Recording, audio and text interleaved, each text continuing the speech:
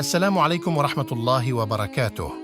مرحبا بكم متابعي قناة فانوس المعرفة. هذه القناة أعزائي الكرام خاصة بتفسير الأحلام وشرح معاني الرموز بمنهج جديد ومعاصر، وهذا من خلال التجارب التي خضناها في هذا الباب. دون إطالة سنشرع في موضوعنا لفيديو اليوم. على بركة الله نبدأ. المرأة المطلقة وهاجس الأحلام المتكررة. ما المغزى من كثرة أحلام المطلقة؟ وهل لهذه الأحلام دلالات إيجابية مستقبلاً؟ وكيف نعرف هل هي رؤيا حق أم أضغاث أحلام؟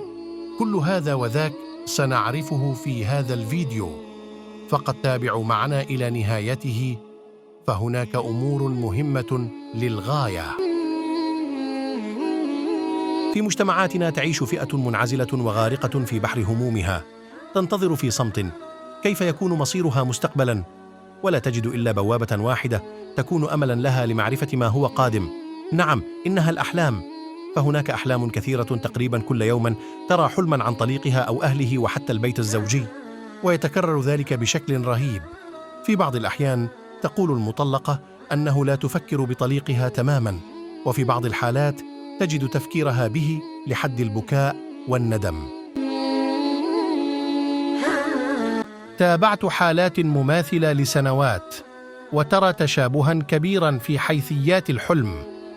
أغلب الرؤى: رأيت طليقي جالس إلى جانبي، أو رأيت طليقي أتى إلى بيتنا، أو رأيت طليقي يأخذني في رحلة، وغيرها من الأحلام المتشابهة قد تجعل صاحبة الحلم تفكر في موضوع الرجوع وإصلاح الأمور، لكن في الجهة المقابلة الطليق يكون رافض تماماً، أو أنه تزوج مرة أخرى. فما هو الحل؟ كما أخبرتكم سابقاً من خلال تجارب سنوات مع أحلام المطلقات، لم يحدث أي جديد يذكر، مما يؤشر أنه كل تلك الأحلام مجرد استرجاع ذكريات وحالات نفسية تعاني منها صاحبة الرؤيا، وهذا بسبب التفكير المستمر. وقد تعرض صاحبة الرؤيا أحلامها على العديد من المفسرين، وكل مفسر يفسر حسب طريقته، وقد يكون هناك من يفسر بالرجوع والإصلاح، وهذا ما يزيد من ثقة الرائية في الرجوع، ولكن يطول الانتظار ولا يحدث شيء، وهذا يزيد من قهر المطلقة. فأرجو من المفسرين أن يتفطنوا لهذا الأمر، لأنه بتفسيرك قد تفتك بمشاعر إنسان وتجعله يعيش في أوهام.